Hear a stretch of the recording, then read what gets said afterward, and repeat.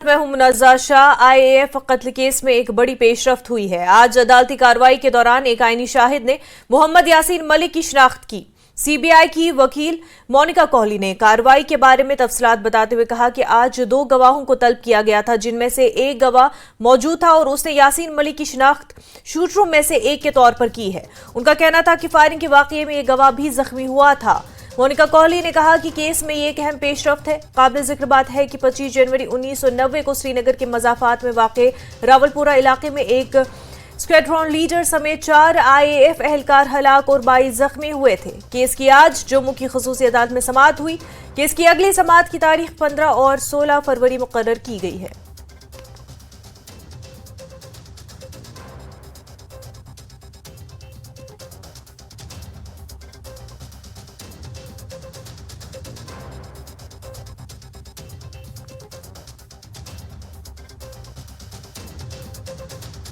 Force killing मामले में आज जम्मू की स्पेशल कोर्ट में यासीन मलिक की सुनवाई हुई और उससे जुड़े जो भी मुलजिम उसमें है उसकी हियरिंग आज कोर्ट में हुई।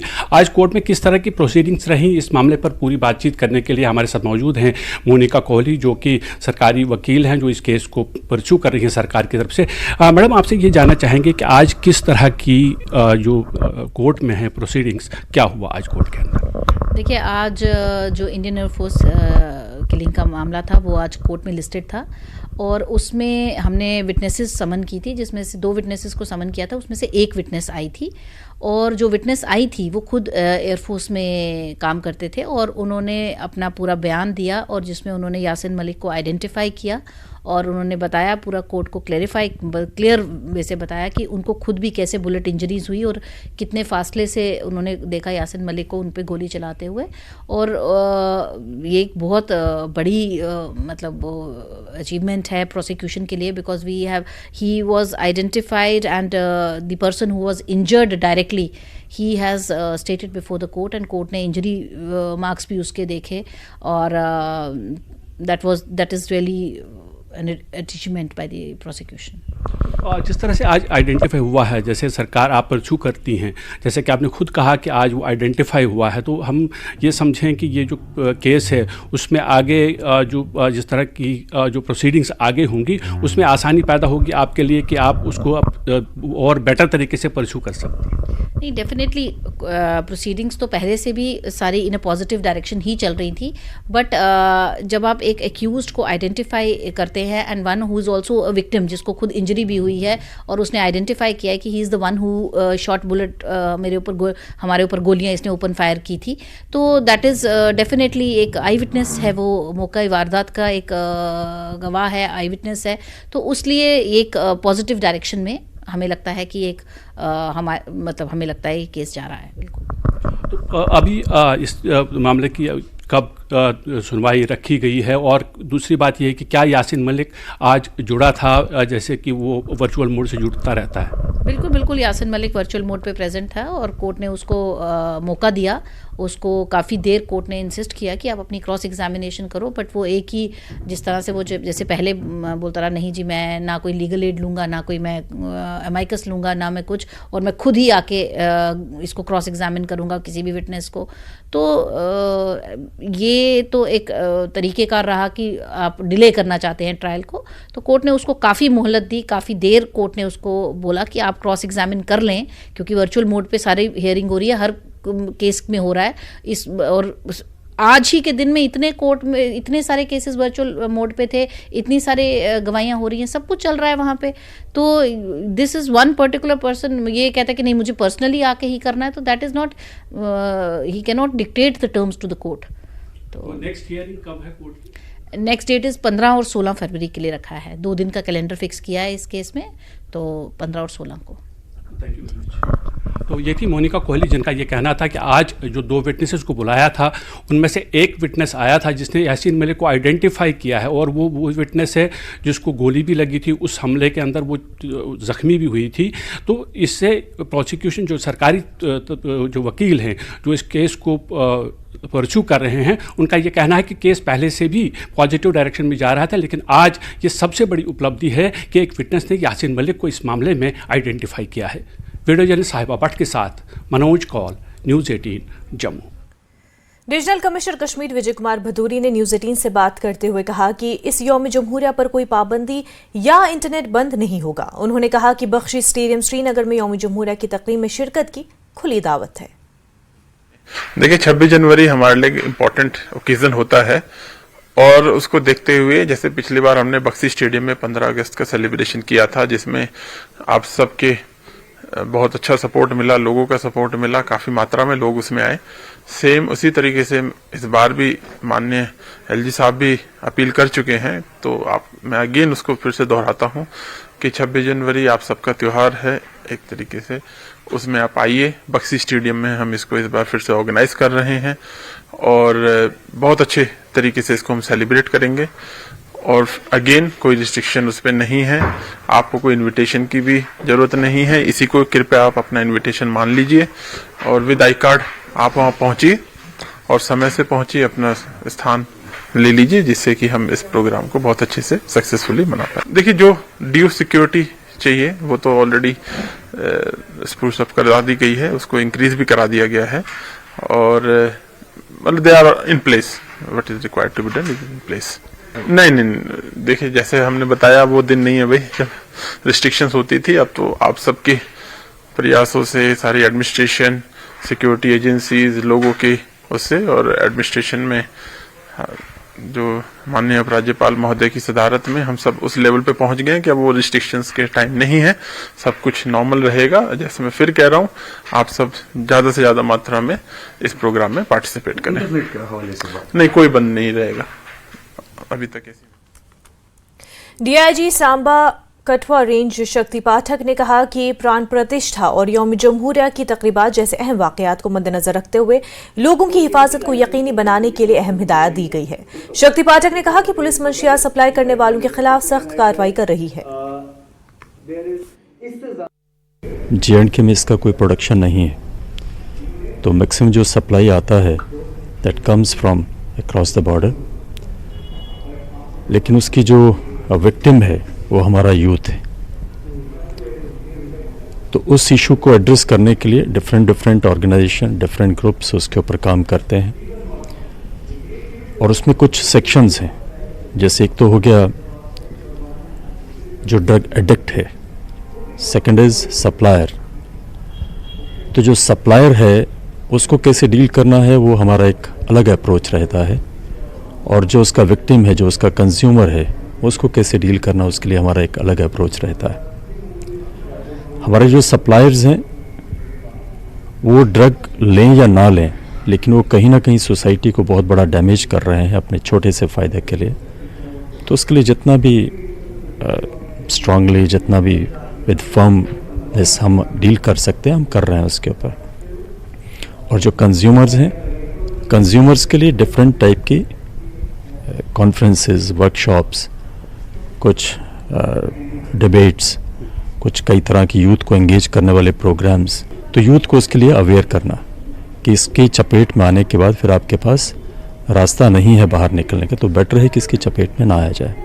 तो इस तरह के इवेंट्स इन सब लोगों के लिए। 26 जनवरी तो हमारे लिए हर साल 26 जनवरी और 15 अगस्त उसकी जैसी तैयारी रहती है वैसी हम तैयारी कर रहे हैं। 22 जनवरी इसमें जो डिफरेंट कम्युनिटीज़ हैं सभी को मेरे को लगता है कि उसमें अपने रिस्पॉन्सिबली कैसे बिहेव करना है ये उनको सीखना है और उनको इसको आज अप्लाई भी करना है। बाकी हमारे सिक्योरिटी के इंतजाम तो उसके लिए जो भी होने चाहिए हम करेंगे। त्राल के नारड गुजर बस्ती इलाके तक जाने वाली राब्ता सड़क इंतहाई खस्ताहाली की शिकार हो गई है। मकामी लोगों ने बताया कि सड़क की खस्ताहाली की वजह से उन्हें आए रोज दिक्कतों का सामना करना पड़ रहा है। जब बारिश या बर्फ होती है तो लोग घरों से बाहर नहीं निकल पाते। उन्होंने सरकार से राब्ता सड़क की तजदीद और मरम्मत की अपील की है। ये जो ये सड़कें हमें टक्की से खानगुन तक इसको मरम्मत होना चाहिए, ये पक्का होना चाहिए। हमें बीमार कोई होता है तो हमें दूर पड़ता है, 1-2 किलोमीटर आगे जाके फिर वहाँ से मेन सड़क पे उतरते हैं हम, तो ये हमें दूर पड़ता है। बारिश बर्फ जब गिरती है यहाँ पानी की गाड़ी नहीं आ सकती, फिर हम नीचे से लाते हैं। बीमार कोई होता है उसको कंधे पे उठा के ले जाते हैं। वहाँ खानगुन से ऊपर भी हमारी थोड़ी गुजर बस्ती वहाँ भी है, 10-20 घर है, उनको भी थोड़ा ऊपर तक सड़क बनना चाहिए।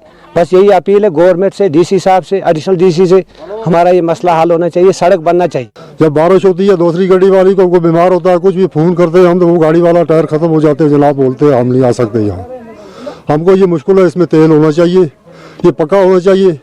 अब रोड तो बड़ी बड़ी दूर जगह चली गई हैं, पहाड़ों पर चली गई हैं, ये तो बिल्कुल नीचे है, बिल्कुल असल प्लेन रास्ता है ये। महाराज जनाब इसमें कुछ न कुछ होना चाहिए आपकी वजह से।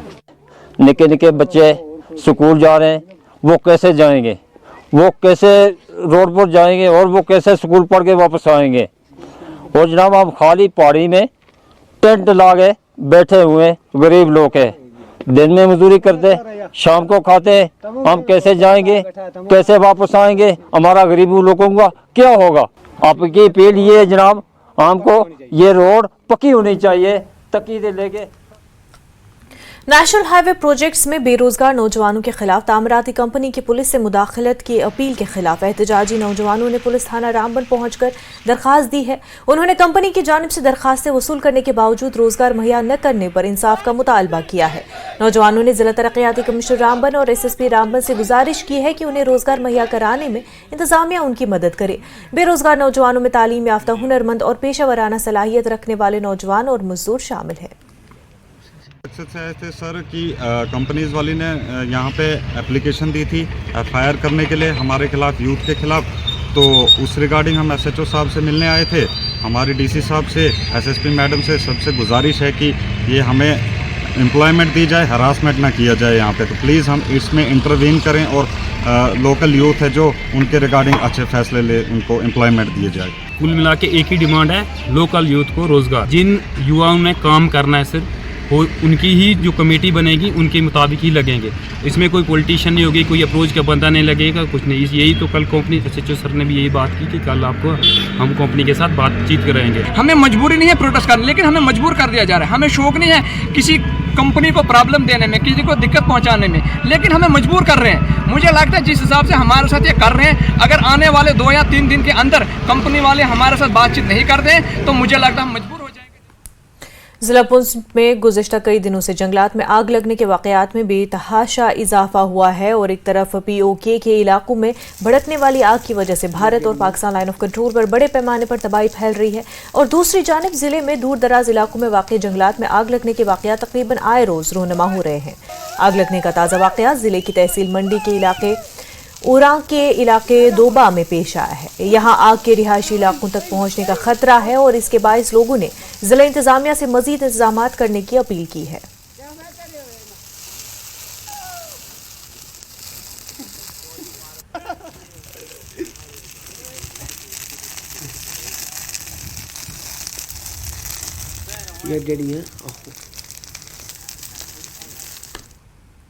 गफूर कॉलोनी गालिंदर पामपुर में दौरान शब आग की एक होलनाक वारदात में कई रिहायशी शहर खाकस्तर हो गए हैं। तहसीलदार पामपुर जुबैर अहमद ने इलाके का दौरा करके मुतासरीन के साथ मुलाकात की और उन्हें हर मुमकिन मदद फराहम करने की यकीन दहानी कराई।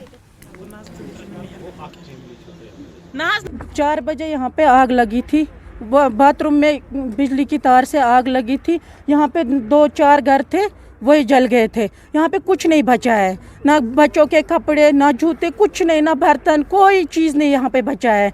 यहाँ अगर गवर्नमेंट को अपील करते हैं हमको हेल्प चाहिए, मदद चाहिए यहाँ पे, और कुछ नहीं। सरी बस शाम को 4 बजे, सुबह के टाइम में 4 बजे आग लगा है, कैसे पता नहीं चला, लेकिन कि मेरे घर में भी आग लगा है लेकिन उसमें कुछ नहीं निकला है। पूरे सबका चीज़ ख़त्म हो गया, खाली जो एक कपड़े बदन में लगा हुआ था वही बाहर हुआ और कुछ नहीं घर से बाहर निकला है। क्या अपील है सरकार से? बस हमें मदद चाहिए, मुक्ति करना चाहिए, और क्या मदद चाहिए। गरीब को यहाँ पर कुछ नहीं है, नहीं ज़मीन है, जगह है, नहीं कुछ नहीं है, हमें कोई सहारा नहीं है खुदा के बगैर। अगर बीजेपी के सीनियर लीडर और नायब सदर पुलवामा मोहम्मद आसिफ गनाई ने गालिंदर पामपुर का दौरा करके आग मुतासरीन के साथ मुलाकात की। आसिफ ने सरकार से मांग की है कि मुतासरीन को 5-5 मरला जमीन और माली मदद फराहम की जाए।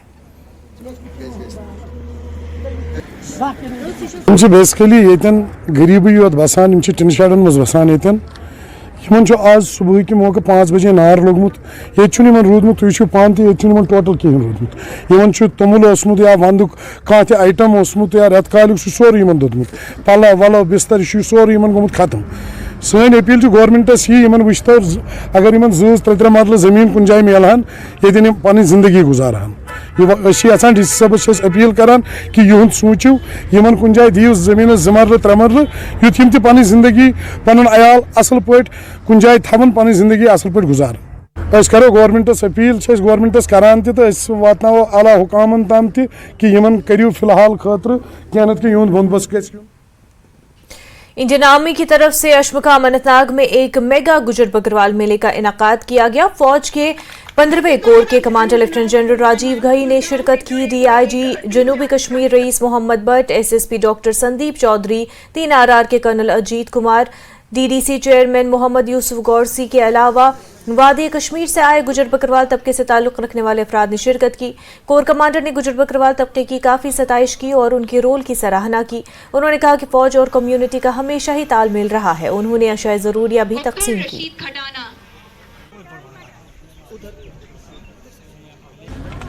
देखिए, हमारा गुज्जर और बकरवाल के साथ बहुत पुराना साथ है और ये जो आज हम मेला कर रहे हैं ये ऐसा नहीं है कि आज कर रहे हैं, हमेशा करते हैं, हर साल करते हैं और समय समय पर करते हैं और आगे भी करते रहेंगे। तो इससे ज़्यादा और मुझे कुछ बताने की ज़रूरत नहीं है। कोर कमांडर साहब ने बड़ी पजीराई की कम्युनिटी की, उसको आप कैसे देखते हैं? क्या आप समझते हैं कि आने वाले वक्त में इस तरह के इवेंट्स होने चाहिए? जी हाँ, कोर कमांडर साहब ने जो इनके बारे में कहा कि इनके एजुकेशन के बारे में आने वाले वक्त में इनके लिए और क्या क्या मुराद होंगी वो भी, और जिस तरीके से रहा है फौज के साथ इस कम्युनिटी का एक बॉर्डर एरियाज़ के अंदर तालमेल, तो ये जाहिर है कोई छुपी लुकी बात तो है नहीं है। ये तो जाहिर है इन लोगों का एक शुरू से देहात के अंदर, बॉर्डरों के अंदर ये लोग अपने माल मवेशी को लेकर जाते हैं तो एक राब्ता रहा करता है। तो लिहाजा उस सूरत में बहुत अच्छा अपने मुल्क की बेहतरी के लिए अपने इलाके में अपने आने वाले खबरों का सिलसिला आगे भी जारी रहेगा, लेकिन उससे पहले एक छोटा सा ब्रेक।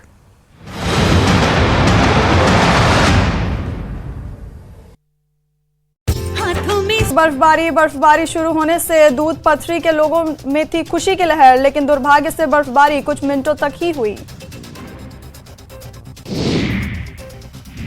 जम्मू कश्मीर के पूर्व मंत्री बाली भगत और उनके भाइयों की संपत्ति की गई जब्त। किश्तवाड़ प्रशासन ने रोशनी अधिनियम के तहत की कार्रवाई। अदालत द्वारा पूर्व भाजपा मंत्री और उनके भाई की अपील खारिज करने के बाद की गई कार्रवाई। नालागढ़ के वार्ड नंबर 2 में प्रधानमंत्री आवास योजना के तहत अलॉट की गई कॉलोनी में सर्च चलाया गया।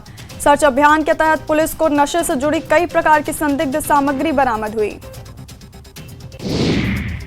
किन्नौर के करछम शीलती रिकांगपियो सड़क मार्ग पर एक गाड़ी के गहरी खाई में गिर जाने से 5 युवकों की मौत।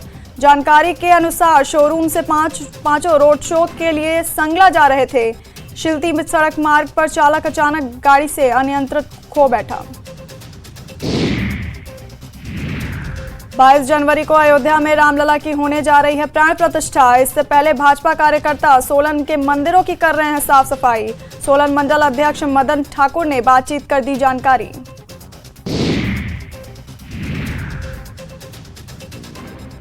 सिरमौर के पावटा दून घाटी के गुड़ की मिठास कई राज्यों सहित विदेशों में भी पहुंची। गन्ना उत्पादकों ने बताया उत्तम किस्म के गन्ने का उत्पादन और गन्ने से तैयार होने वाले गुड़ और शक्कर की सप्लाई अमेरिका तक होती है। महाराजगंज में बाइक से सड़क पर स्टंटबाजी करना युवक को पड़ा महंगा। चलती बाइक पर स्टंट के दौरान सड़क पर गिरा। वीडियो के आधार पर पुलिस ने युवक को भेजा जेल। 4000 रुपए का कटा चालान। किश्तवाड़ पुलिस ने सोशल मीडिया पर अनुचित टिप्पणियां पोस्ट करने पर किया मामला दर्ज। आरोपी युवक पर संबंधित धाराओं पर हुआ केस दर्ज। पत्रकार के शिकायत पर पुलिस ने की कार्रवाई। हिमाचल की पहली स्मार्ट सिटी धर्मशाला का पहला प्रोजेक्ट ही आया सवालों के घेरे में। लंबे अरसे से मेंटेनेंस का कॉन्ट्रैक्ट रिन्यू न होने के कारण उठ रहे हैं सवाल। अधिकतर अंडरग्राउंड डस्टबिन या तो टूट चुके हैं या उनके ढक्कन हो चुके हैं चोरी। बड़गाम में हुई हल्की बर्फबारी शुरू होने से दूध पथरी के लोगों में थी खुशी की लहर, लेकिन दुर्भाग्य से बर्फबारी कुछ मिनटों तक ही हुई। जम्मू कश्मीर के पूर्व मंत्री बाली भगत और उनके भाइयों की संपत्ति की गई जब्त। किश्तवाड़ प्रशासन ने रोशनी अधिनियम के तहत की कार्रवाई। अदालत द्वारा पूर्व भाजपा मंत्री और उनके भाई की अपील खारिज करने के बाद की गई कार्रवाई। नालागढ़ के वार्ड नंबर 2 में प्रधानमंत्री आवास योजना के तहत अलॉट की गई कॉलोनी में सर्च चलाया गया। सर्च अभियान के तहत पुलिस को नशे से जुड़ी कई प्रकार की संदिग्ध सामग्री बरामद हुई। किन्नौर के करछम शीलती रिकांगपिओ सड़क मार्ग पर एक गाड़ी के गहरी खाई में गिर जाने से 5 युवकों की मौत। जानकारी के जिला रामबन के सब डिवीजन गोल में 7 साल कब्ल शुरू किया गया इंडोर स्टेडियम का काम अभी तक नामुकम्मल है। इस पर मकामी नौजवानों और जमीन देने वाले अफराद ने तशवीश का इजहार किया। खिलाड़ी भी स्टेडियम का फायदा नहीं उठा पा रहे हैं और एसडीएम गोल ने इस मसले पर कहा कि वो तामीर में हो रही ताखीर का मसला स्पोर्ट्स काउंसिल के साथ उठाएंगे।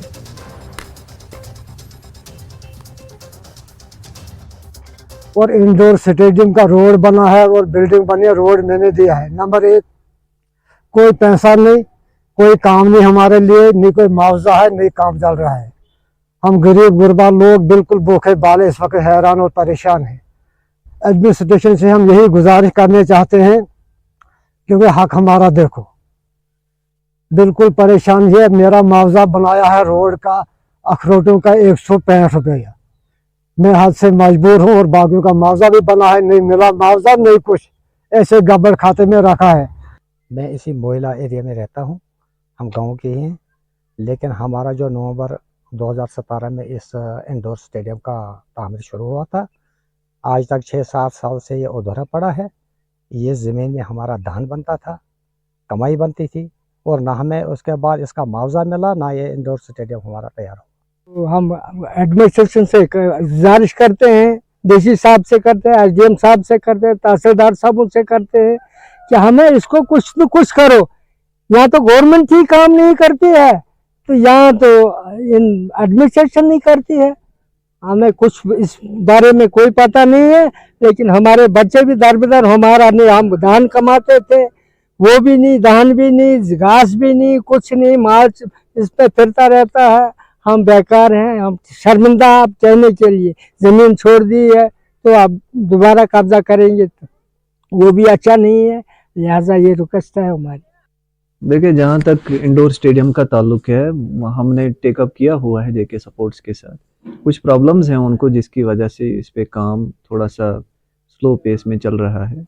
तो जहाँ तक उसके लैंड कंपनसेशन का ताल्लुक है, जहाँ पर लैंड डोनर्स का वहाँ पे ताल्लुक है, तो जहाँ पर इंडोर स्टेडियम खड़ा है, तो वहाँ पर कुछ मौजूद ज़मींदारों ने उस वक्त एफिडेविट्स दिए हुए हैं फ्री ऑफ कास्ट ज़मीन के लिए, तो जिसकी वजह से इस पे कंपनसेशन का जो इशू है वो थोड़ा लोगों को लगता है कि लिंगरान हो रहा है। बट इसमें यह है कि उन मौजूद शहरियों ने उसको ज़मीन जो है वो फ्री ऑफ कास्ट डोनेट की।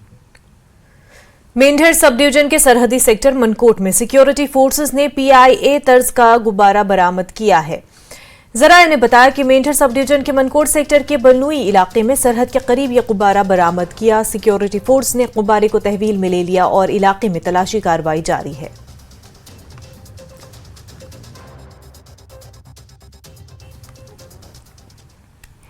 महकमे बिजली की जानिब से पुलवामा में बिजली चोरी के खिलाफ कार्रवाइयों में तेजी लाई गई है। जिला पुलवामा के लासीपुरा और तमलाहाल के अलावा इलाके में मुल्हिका देहात में महकमे बिजली के मुलाजमीन ने खसूसी कार्रवाई के दौरान हीटर, बॉयलर और दीगर आलात जब्त किए हैं। महकमे के मुलाजमीन ने कहा कि सार्फिन तयशुदा लोड से ज्यादा बिजली का गैर कानूनी तरीके से इस्तेमाल कर रहे हैं। इसकी वजह से बिजली ट्रांसफार्मर खराब होने के साथ साथ लोड शेडिंग भी हो रही है। जैसे कि आप लोगों ने खुद ही देखी कि कैसे कैसे हीटिंग एलिमेंट्स हमने रिकवर किए हैं। इसमें फाइन बाज़ाब्ता फ़ाइन हो जाएगा। हम सब डिवीज़न पुलवामा यानी डिवीज़न पुलवामा और सब डिवीज़न पुलवामा की तरफ से हैं। तमाम मुलाजिम आजकल हम पूरी ड्राइव कर रहे हैं, लोगों से इल्तिमास करते हैं, गुजारिश करते हैं कि ये हीटिंग एलिमेंट्स इन अयामों में बंद करें। ये गलत है, जायज़ तरीके से अपनी बिजली इस्तेमाल करें और हमें भी अपनी ड्यूटी फ़राइज़ अंजाम। हम खुद बिजली का गलत इस्तेमाल कर रहे हैं। हम लोगों से और जो तरीके से ये गुजारिश करते हैं कि बिजली का इस्तेमाल सही तरीके से करें, ना जिस तरीके से इस्तेमाल ना करें, वरना बिजली की किल्लत दिन ब दिन बढ़ सकती है।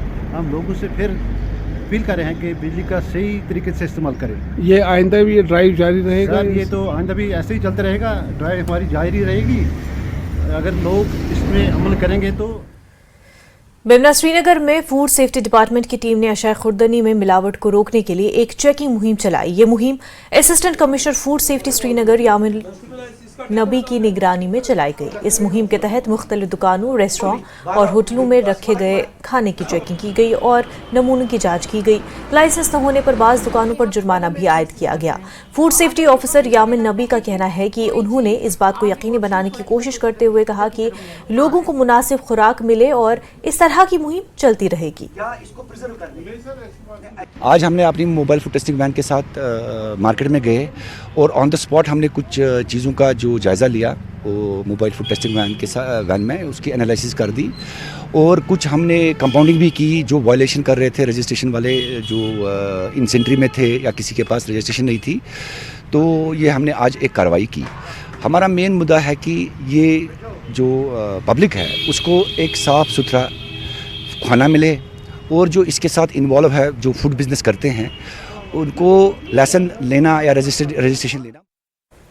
न्यूज़ अपडेट एट 4 में फिलहाल इतना ही। पर आप बने रहे न्यूज़ 18 जम्मू कश्मीर लद्दाख हिमाचल के साथ। आदाब।